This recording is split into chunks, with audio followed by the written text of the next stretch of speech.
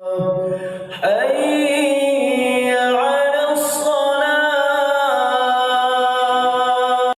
teman-teman, kita akan mencoba melakukan praktek wudhu langsung. Saya sudah mengondisikan ini ya. Kemudian tangan juga sudah disiapkan, baju sudah dilipat, kacamata sudah dibuka, jam tangan sudah disimpan, dan sekarang kita akan coba praktekkan dengan menggunakan keran terlebih dahulu. Baik ya.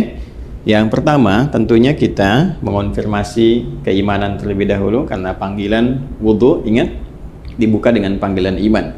Dan saya terangkan di pelajaran sebelumnya bahwa panggilan iman itu mengonfirmasi lurusnya niat kita, lurusnya tujuan ibadah kita yang dilakukan karena Allah Subhanahu wa Ta'ala.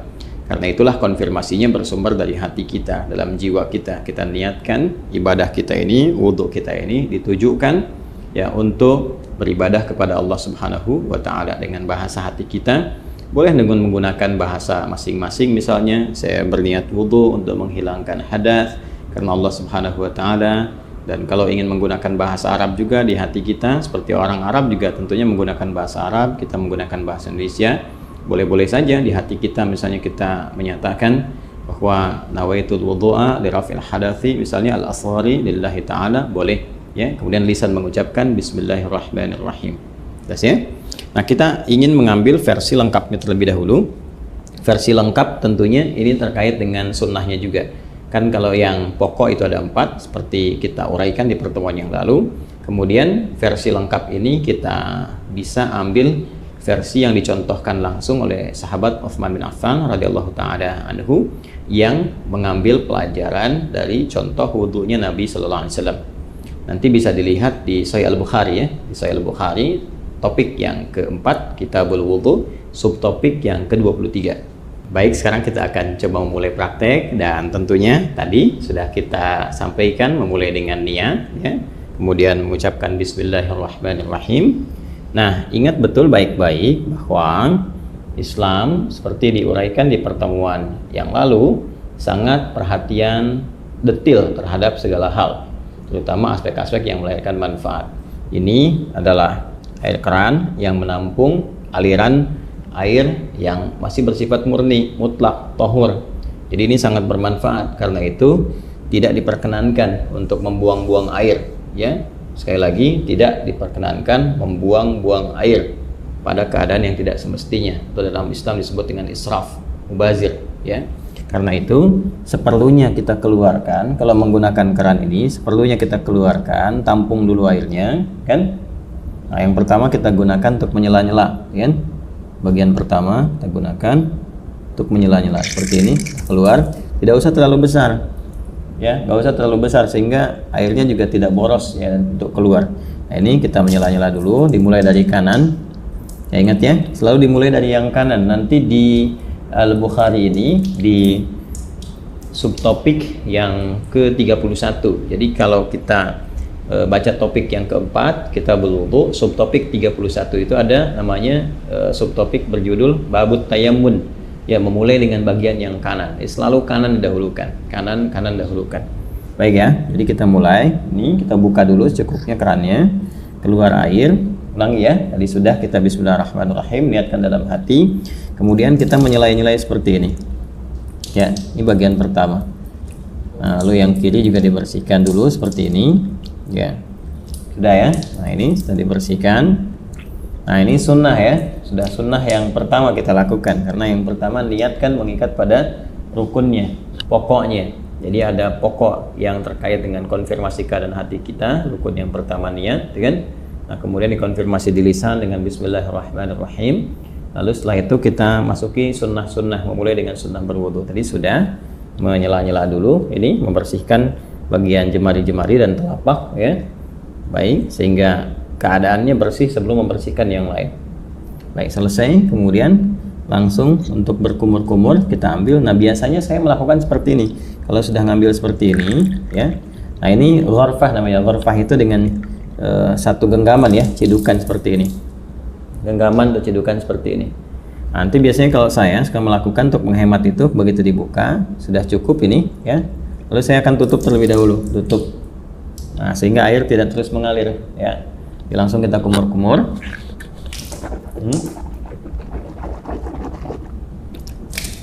Baik, saya ingin terangkan terlebih dahulu. Di saat mengumur-ngumur itu namanya tamadbad, ya, tamadbad. Itu bisa kita lakukan dengan 2 sampai 3 pendekatan. Pertama, kumur-kumur terlebih dahulu, ya, kumur-kumur sampai keluar, ya. Kemudian yang kedua juga kumur-kumur, nanti sebagian airnya langsung dihisap, ya, dihisap. Jadi kumur-kumur, sebagian airnya dihisap. Nah, itu yang dihisap itu istinsyak namanya, ya, masuk ke dalam hidung, istinsyak, usahakan agak dalam. Nah, nanti kemudian kita keluarkan disebut istinthar namanya, ya. Jadi bagian yang kedua, kumur-kumur, ya. Kemudian yang pertama, yang keduanya itu sambil dihisap, baru nanti istinsyak ini, kalau istinthar dikeluarkan. Ada nanti sedikit saja, bisa tambahan kalau menggunakan siwak, ya, untuk bisa membersihkan itu. Ya, jadi bisa saja kemudian kalau memang tidak ada itu bisa gunakan bagian jari yang dianggap bersih. Ya, tadi kan sudah dibersihkan. Untuk membersihkan kalau ada sisa makanan yang kalau tidak ada siwak dengan kayu tertentu atau sikat gigi, Anda bisa gunakan bagian jari yang dianggap sesuai untuk membersihkan kalau ada sisa makanan di sini yang tidak cukup dengan kumur-kumur. Ya, saya ambil contoh begini misalnya.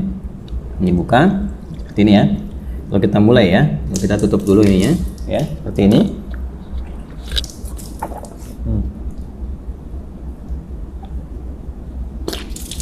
Gitu, ya.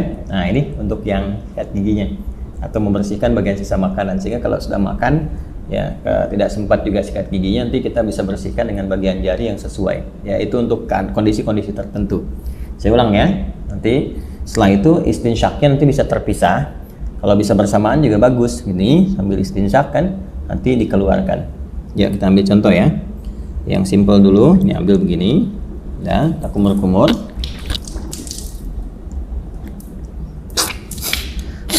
Oh, ya. Nah, baik, kita contohkan, ya. Saya lagi, ya. Jadi teman-teman sekalian bisa. Tadi kan sudah, ya, untuk kumur-kumur sambil dibersihkan bagian giginya. Nah, kemudian yang kedua kita ambil untuk maksimalkan istinsyak dengan istintharnya. Jadi kumur-kumur lagi sambil dihirup, ya, ke hidung. Ya, dari buang. Nah, ini bisa berkumur-kumur sambil dihirup, atau kalau mau kumur-kumur dulu, buang, nanti bisa untuk istinsyak dan istintharnya terpisah, ya. Ya, kita ambil misalnya contoh untuk yang kalau terpisah begini, kumur-kumur. Ya. Kalau mau dihirup ke hidungnya terpisah, kita ambil lagi, ya kan, seperti ini. Nah, itu, ya. Nah, ini manfaatnya kalau dipisah ini kayak semacam ada pilek, ya. Pilek atau virus tertentu berkumpul. Nah, ini biasanya lebih spesifik untuk membersihkan wilayah hidung. Sehingga ketika ditekan itu istinsarnya ini bisa dipijit salah satunya bergantian untuk dikeluarkan. Ya, sehingga kotoran yang ada di hidung itu bisa keluar. Ya, kalau dalam kondisi normal biasa bisa langsung Anda hisap saja, dihirup, ya, bukan dihirup ke hidung. Jadi sambil kumur-kumur dihirup ke hidung. Jadi bisa dikeluarkan secara bersamaan atau di hidung terlebih dahulu bisa. Karena tidak ada aturan spesifik mana yang didahulukan. Apakah di mulut dulu atau di hidung dulu. Jadi kalau Anda ingin keluarkan yang di hidung dulu boleh. Misal begini, ya. Nah, kurang lebih demikian, ya. Atau yang di mulut dulu baru di hidung, nggak ada masalah. Tergantung kondisional saja, karena sifatnya tamadmad dulu baru istinsyak, itu yang urutannya. Jadi kumur-kumur dulu baru dihirup. Adapun cara mengeluarkan tidak spesifik diatur, ya, tapi kalau ingin berurutan boleh dari mulut keluar baru hidung. Terus kalau kondisi ingin membersihkan spesifik khusus boleh dipisahkan, kumur-kumur, ya, kemudian dilepas, baru kemudian khusus untuk yang hidung untuk memudahkan yang di dalam itu keluar. Hikmahnya kan mengeluarkan yang kotor. Jelas, ya? Baik, bisa dipahami, ya, teman-teman sekalian? Nah, jadi itu untuk yang pertama, kumur-kumur. Sekali lagi, buka kerannya. Saya ulang, ya. Kerannya buka. Ambil air gorfah namanya, segenggaman seperti ini. Ya, kemudian kalau sudah cukup, tutup ini supaya tidak mubazir. Kumur-kumur. Itu, ya. Jelas, ya? Nah, baru kemudian dicuci kembali, disiapkan. Nah, ini kalau sekali cukup sudah, kalau diperlukan 2 kali, 2 kali, 3 kali, 3 kali, ya. Dan ini tadi penggunaan jemari sekali lagi, ya, untuk menegaskan atau menghilangkan bagian bekas-bekas kalau ada makanan dan sebagainya yang kalau sekiranya tidak memungkinkan untuk gosok gigi atau membersihkan. Jelas, ya? Baik, lanjut. Dari sini saya tes air dulu. Kemudian kita buka kembali. Nah, sekarang masuk ke bagian yang pokok. Ya, buka lagi, masuk gini, bagian yang pokok, tutup, baru ke wajah. Nah, ini yang ingin saya contohkan, bagian pokok yang paling utama itu. Ini ghasala itu ambil airnya, tumpahkan di wajah begini. Ini lihat ya yang telunjuk gini. Oh, seperti ini. Nah, ini bagian jempol yang di sini belakang. Kemudian langsung ke bawah. Nah, ini yang diselai-selai di janggutnya. Ya. Maksudnya apa? Supaya meresap air ke pori-pori karena melewati janggut ke dalam sini. Kalau nggak ada janggutnya bisa langsung dibasuh ke dagu ya, di sini. Nah, jadi ini satu, kalau dirasakan belum cukup keseluruhannya, ambil lagi begini. Ya. Terus seperti ini. Kemudian tutup dulu. Ya. Terus seperti ini. Ya. Saya kira 2 kali juga bisa cukup ya. Seperti ini. Ya. Nah, ini nanti ada versi yang sekali itu versinya Ibnu Abbas radhiyallahu taala anhuma yang menyontoh praktek Nabi yang pernah menggunakan sekali. Itu kalau di Al-Bukhari, subtopik yang ke-21, marratan ya. Babul wudu, judulnya itu Babul wudu marratan. Bab pembahasan tentang wudu yang sekali basuh ya. Kemudian nanti yang versi yang keduanya, subtopik 22, itu yang versinya Abdullah bin Zaid. Babul wudu marrataini, 2 kali. Ya, kemudian versi yang Utsman bin Affan radhiyallahu taala anhu yaitu yang subtopik 23. Itu yang 3 kali, talatan. Nah, versi yang dimaksudkan itu adalah pengalaman sahabat-sahabat mulia ini melihat wudunya Nabi untuk memanfaatkan air dan juga terkait dengan luasan cakupan ya, apakah tercakup nggak dengan air itu kepada bagian-bagian yang harus dibasuh atau diusap dalam wudu itu. Prinsipnya demikian. Jadi boleh sekali-sekali, 2 kali atau 3 kali, dan mendahulukan yang kanan. Ingat ya, mendahulukan yang kanan. Ada namanya subbab yang pernah juga saya utarakan, yang nomor 31 subtopiknya babut tayammun.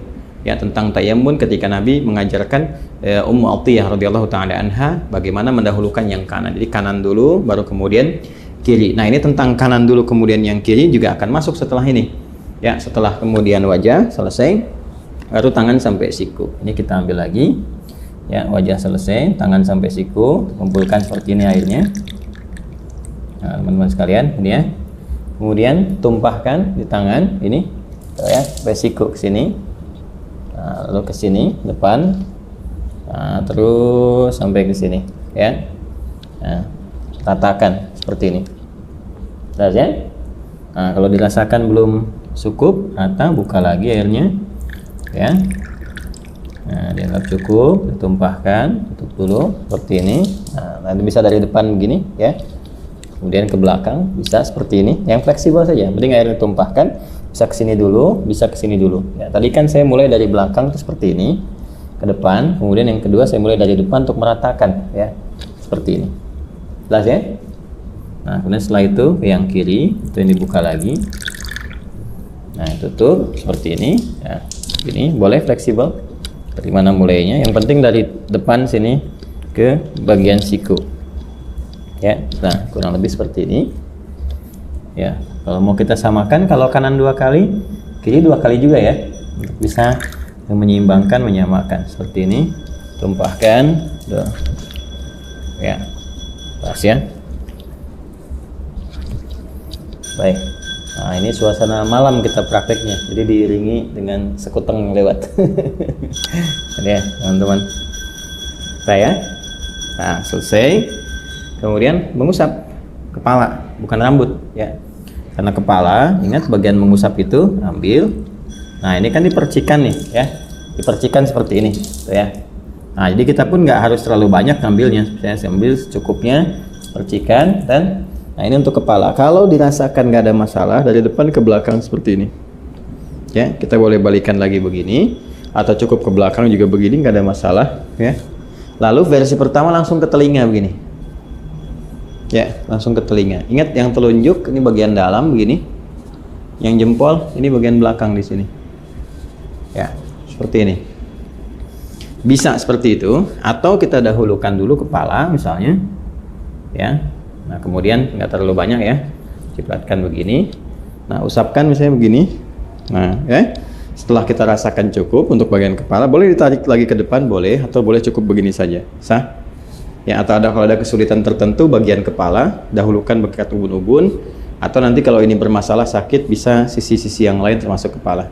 Setelah itu ambil air lagi, ya kan? Baru kemudian membasuh telinga, seperti yang tadi dicontohkan. Bagian depannya menggunakan telunjuk di sini, belakangnya menggunakan jempol.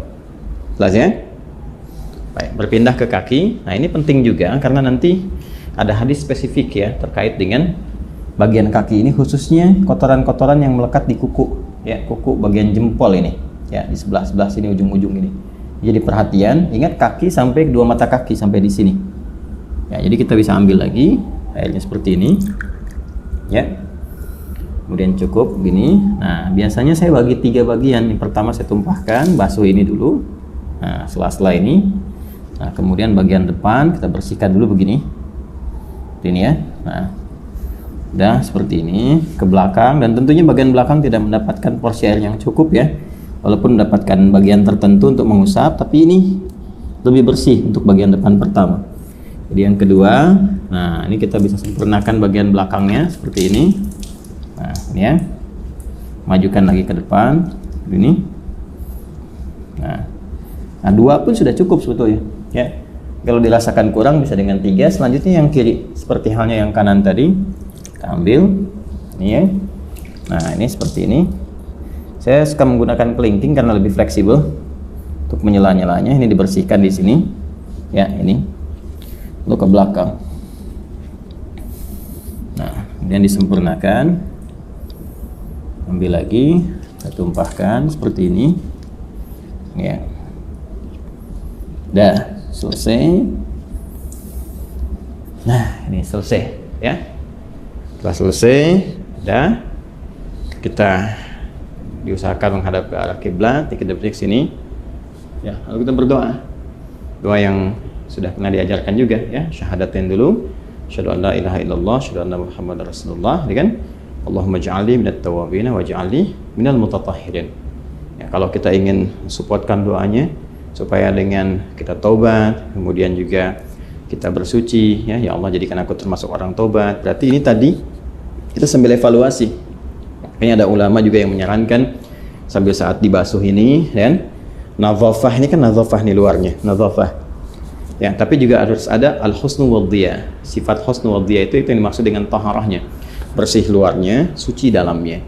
Ini yang disyarat Nabi di hadis Muslim. Begitu jatuh air wudu itu, jatuh pula dosa-dosa yang melekat kepada fungsi-fungsi organ tubuh yang digunakan itu. Jatuh. Nah, jatuhnya ini dengan taubat. Jadi kita merasakan ini ada yang salah nih sebelum wudu nih ya, supaya hilang kesalahan itu. Makanya ada ulama yang mengajarkan evaluasi saat dibasuh itu, merasakan dalam diri, minta sama Allah supaya digugurkan dosa yang ada di wajah, gugurkan dosa yang ada di tangan, macam-macam. Dalam hati kita bisa meminta dengan bahasa kita, ya Allah, gitu kan, mohon hilangkan kesalahan-kesalahan yang melekat atau kebiasaan buruk pada tangan, pada wajah sebelumnya ya, dan sampai dengan ke ujung kaki. Itu dalam hati kita bisa meminta, tidak ada masalah di situ. Karena ada unsur taubat di dalamnya. Jadi begitu selesai, kita berdoa, kita mohon kepada Allah, digolongkan pada orang-orang yang taubat, kemudian juga yang terbiasa bersuci. Mutatahhir itu biasa bersuci. Jadi begitu wudunya misalnya batal, suci lagi, sehingga terjaga dalam kebaikan. Karena prinsip wudu itu kan menjaga diri dalam kebaikan. Oke? Baik, selesai ini dengan menggunakan versi kran.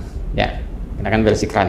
Nah, sekarang kita akan mencoba menggunakan versi bejana. Nah, di sini ada gayung ya. Kita akan coba gunakan gayung ini. Sebetulnya kalau kita bersandar pada tadi ya, jumlah volume air yang kita gunakan saat menggunakan kran itu kan sebetulnya nggak banyak. Ya, kalau ada di minuman kemasan dengan bentuk kayak gelas itu sekitar 250 mili ya. Itu kan kurang lebih segitulah. Ya, nggak terlalu banyak yang kita gunakan seperti tadi disampaikan. Jadi kalau kita tampung dengan gayung pun kurang lebih, bismillah ya. Ini habis cukupnya.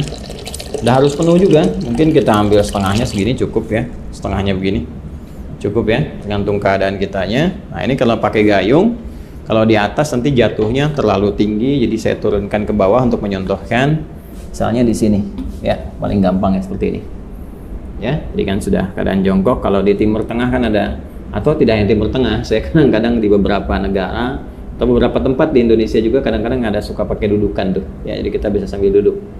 Nah ini kalau seperti ini pakai bejana, kurang lebih disimpan seperti ini. Jadi kalau bejananya lebar nanti bisa sambil diambil seperti ini, gitu kan? Nah, tapi dengan catatan juga nanti tidak ada sisa-sisa air yang terlalu banyak yang melekat di lengan, ya, khususnya di telapak ini, sehingga mencampur kepada yang sudah ada. Jadi amannya kalau mau aman, apalagi dengan kondisi seperti ini, kita tuangkan seperti ini, ya, jelas ya. Ini bagian pertama. Nah, terus kemudian seperti ini, nah ini lebih hemat nih digunakannya. Itu satu, ya, selesai. Nah, kita ambil versi yang sekali, ya kan. Nah, kemudian dari sini ambil lagi, kan. Nah, ini ya. Nah, ini kumur-kumur. Ya, kalau dirasakan belum cukup, ada yang sekali, 2 kali. Seperti tadi saya contohkan, nggak ada bedanya dengan yang pertama. Kemudian ngambil lagi gini, ya. Nah ini sama persis teman-teman sekalian, nggak ada bedanya dengan yang pertama tadi. Kita wajar,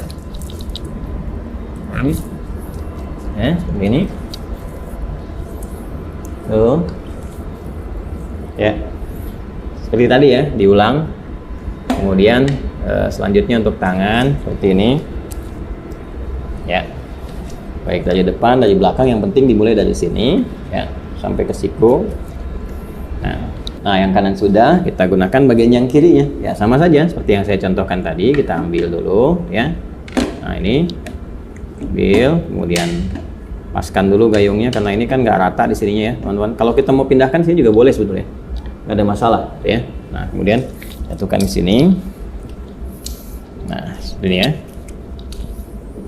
Baik, ayo cari pijakan biar aman, biar nggak tumpah atau seperti kayak gini kan agak susah jaga keseimbangannya. Nah, kemudian seperti ini, ya, dicipratkan sedikit. Kemudian kepala balikan kembali, atau tidak sama sekali ke sini, nggak ada masalah. Ke telinga seperti ini. Nah, ya, yang lebih seperti itu. Kalau ini ada sedikit di bawah kita, maka kita harus agak naik untuk membasuh kaki, ya, seperti ini. Nah, kita naikkan begini, ya, seperti yang tadi pertama. Ini, baik, kemudian diambil lagi, ya, seperti ini, ke belakang untuk meratakan. Dia 2 kali ya, teman-teman sekalian ya. Ya, kemudian pakai yang kirinya seperti ini. Seperti yang dicontohkan di awal tadi. Setelah itu kita ambil lagi sekali lagi. Nah, jadi seperti ini ya.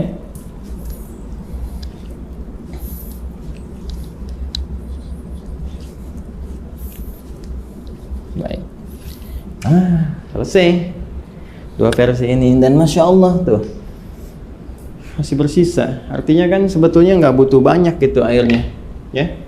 Nggak butuh banyak, ini tinggal kita berdoa. Setelah itu seperti tadi disampaikan. Jadi kurang lebih seperti itu contoh yang bisa kita tunjukkan. Dimulai dari awal, kemudian mengkondisikan dulu, ya, kerannya seperti apa yang bisa digunakan. Jangan mubadir, bersiap-siap.